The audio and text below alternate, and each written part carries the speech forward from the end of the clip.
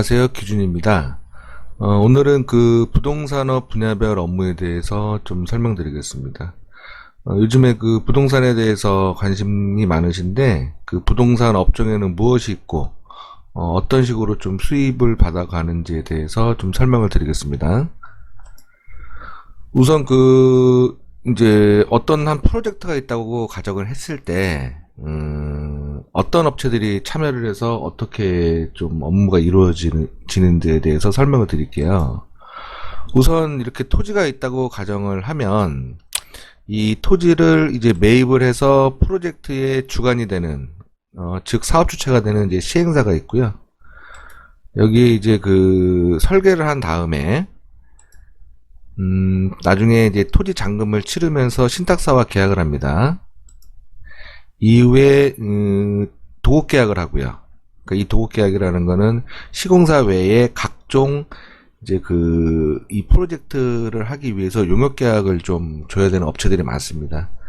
그런 업체들과 계약을 하고 이후에 이제 그 분양을 하기 위해서 분양대행사와 광고대행사와 또 이제 계약을 하고요. 그 다음에 이제 그 인허가가 다 완료가 되면 은행에서 대출을 해주겠죠.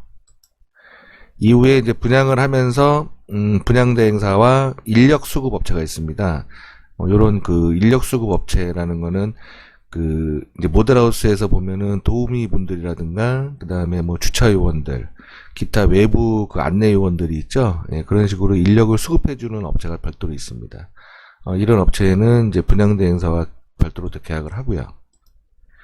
이후에 이제 분양을 하면서 분양대행사도 영업을 하지만 그 일반적으로 우리가 알고 있는 그 부동산, 그러니까 공인중개사분들하고 업무에 대한 협업 관계를 맺어 놓으면서 이제 영업을 합니다.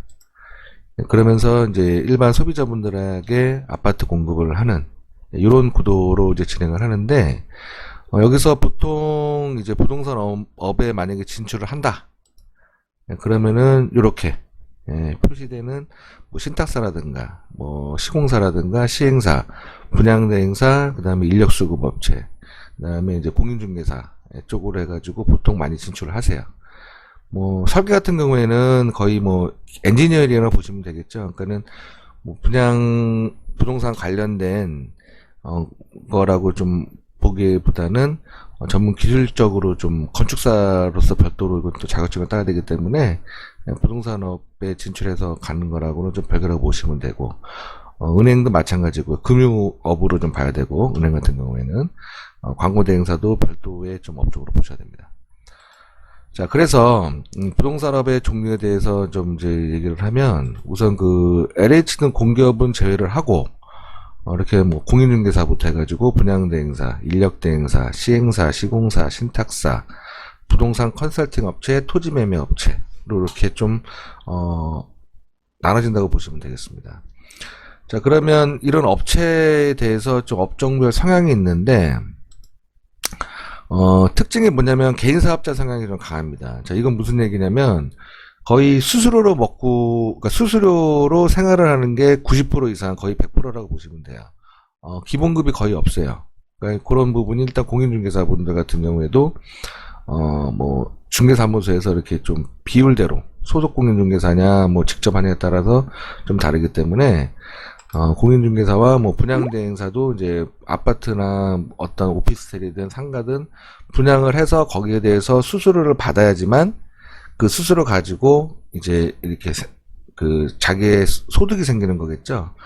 그래서 기본급이 있는 게 아닙니다. 자기가 뛰어다니면서 자기가 노력을 해서 계약이 성사가 돼야지만 소득이 생기는 겁니다. 그래서 이런 식으로 그 개인 성향이 강한 업종이고 이 인력수급 업체 같은 경우에도 마찬가지로 예를 들어서 이 도우미분들 같은 경우에도 본인들이 이제 그 하루에 일당 페이가 있어요. 뭐 10만 원이든 15만 원이든 20만 원이든 그러면 본인들이 하루에 출근을 해서 나오게 되는 하루 수당 갖다가 이제 출근한 만큼 자기 본인들의 그 소득을 가져가는 거고요. 그 다음에 이제 토지 매매 업체 같은 경우에도 해당 토지를 판매를 해야지만 거기에 대해서 본인들의 이제 그 수수료가 나오거든요. 그렇게 해서 판매가 돼야지만 또 수익이 발생이 되는 거고.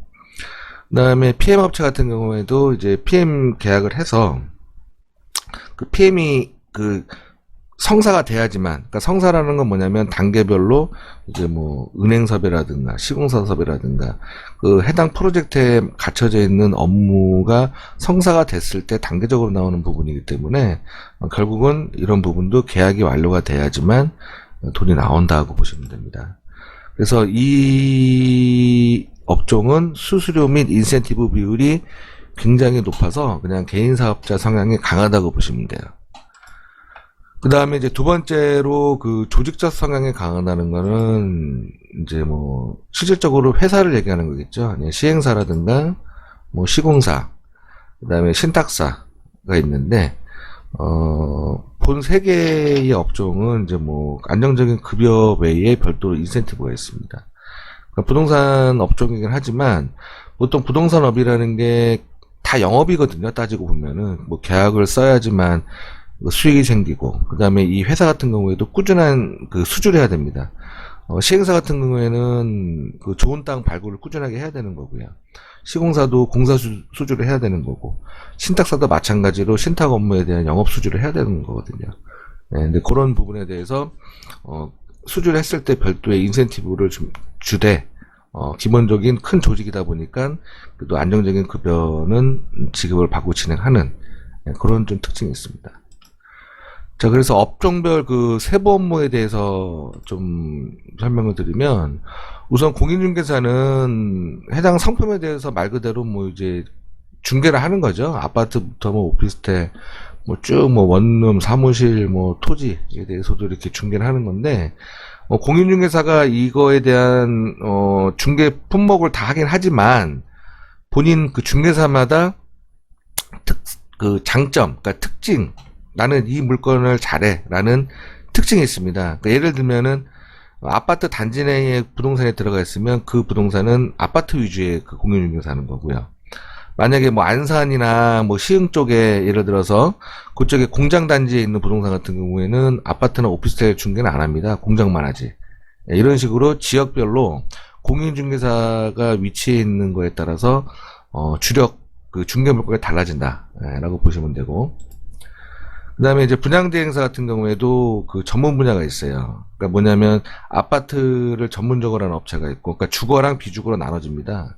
그러니까 아파트, 오피스텔 같은 경우를 뭐 전문적으로 하는 업체가 있고, 비주거, 그러니까 예를 들어서 상가를 하는 업체는요, 상가만 전문적으로 하는 또 그 분양 대행 업체가 있습니다.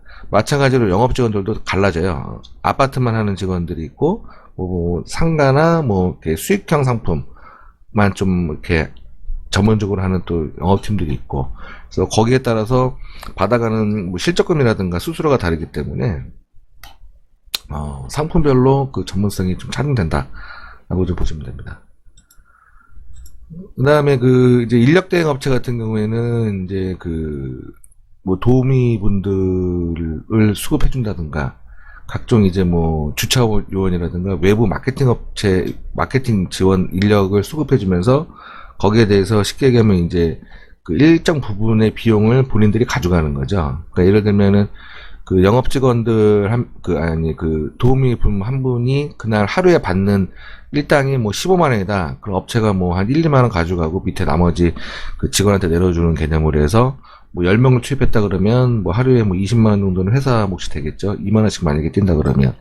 그런 식으로 해서 이제 법인일 때는 그렇게 하는 거고, 만약에 개인적으로 이제 도우미로 만약에 내가 들어간다 그러면 거기서 이제 뭐 회사에 입금하는 금액 빼고 나머지 부분은 본인들이 이제 이렇게 수익으로 가져가는, 그렇게 좀 되는 거고요. 보통 이 도우미를 하셨던 분들이 나중에 이제 시간이 지나면 그 본인들이 별도로 그런 그 이벤트 업체라고 또 얘기를 하는 것 같은데, 이벤트 업체를 차리거나 아니면은 이제 그 상담을 또 전문으로 하는 그 상담 모니터로 전환을 합니다. 그래서 모델하우스에 이렇게 상담하러 가다 보면은 이 상담석에 여성분들이 이렇게 좀 많이 상담을 하고 그러잖아요. 예, 그런 분들의 거의 한 5, 60% 정도가 이제 이런 식으로 그 예전에 이제 이렇게 그 모니터부터 저기 홍보단부터 하면서 뭐 도우미 하면서 이렇게 그 상담 모니터로 전환을 하는, 예, 그렇게 해서 좀 변화를 주는 거죠. 이렇게 좀 성장을 한다고 그래야 되나요? 예. 그래서 그러신 분들이 많고요. 그 다음에 이제 토지 매매 업체 같은 경우에는 말 그대로 그 토지를 팔아야 본인들이 수수료를 가지고 가기 때문에 보통 우리가 아는 이제 기획부동산이라고 보시면 됩니다. 그래서 그 전화나 뭐 인터넷, 예전에는 전화를 많이 했는데 요즘에는 스마트폰이 나와서 이런 전화는 뭐 070이라든가 이렇게 광고 전화로 이미 차단이 돼버려요. 그래서 이런 같은 경우에는 그 거의 지인 위주로 좀 영업을 많이 하시는 것 같더라고. 그래서 토지 매매 업체는 이런 기획부동산이라고 보시면 되고요. 그 다음에 이제 컨설팅 업무, 그러니까 즉 PM이나 시행대행 같은 경우에는 해당 분야에 최소 10년 이상 경력이 필요합니다. 해당 분야에 10년 이상 경력이라는 거는 부동산 상품이 많잖아요. 뭐 아파트, 오피스텔, 상가, 뭐 생활용 숙박시설이 있다 그러면 예를 들어서 내가 이제 아파트다 그러면 아파트 초기에 인허가부터 오픈부터 준공식까지 모든 업무를 다 병행을 몇 개 현장을 해봐야 돼요. 그래서 아파트 분야에서만 10년 이상의 경력을 가지고 있어야 이런 컨설팅 업무를 할 수가 있습니다. 다음으로 이제 조직적 성향이 강한 그 업종에 대해서 설명드리면 우선 뭐 시행사는 뭐 해당 프로젝트의 이제 발주자이자 총괄적으로 모든 업무를 이제 관련하는 그 회사라고 보시면 됩니다. 그래서 보통 시행사 같은 경우에는 그 직원을 채용할 때 대부분 경력직을 채용을 해요. 그래서 뭐 시공사 출신이라든가 신탁사, 뭐 금융사 출신들을 좀 많이 섭외를 하고요. 왜냐면은 해당 프로젝트를 바로 시작을 해서 이제 매출을 올려야 되기 때문에 신입 직원들을 뽑아서 이렇게 뭐 가는 경우도 있지만 좀 드뭅니다. 예, 그래서 대부분 시행사 같은 경우에는 그 해당 분야에서 근무했던 이제 경력직을 좀 많이 그 뽑아서 진행을 하고요. 그다음 뭐 시공사도 마찬가지인데 시공사도 이제 대부분 경력직을 뽑습니다. 근데 좀 차이가 뭐냐면 시공사는 그래도 좀 조직이 시행사보다는 크다 보니까 업무 자체가 그 좀 세분화되어 있습니다. 그러니까 무슨 얘기냐? 어떤 프로젝트가 있다 그러면 프로젝트에 대해서 좀 구체적으로 나눠져 있어요. 그 해당 부서 안에서도. 그래서 뭐 재개발이나 재건축 전문 파트가 있고, 그다음에 아파트도 그냥 일반 아파트랑 뭐 지역주택 조합으로 좀 이 진행 상황이 다르기 때문에 구분을 해서 좀 가는 경우가 있고요.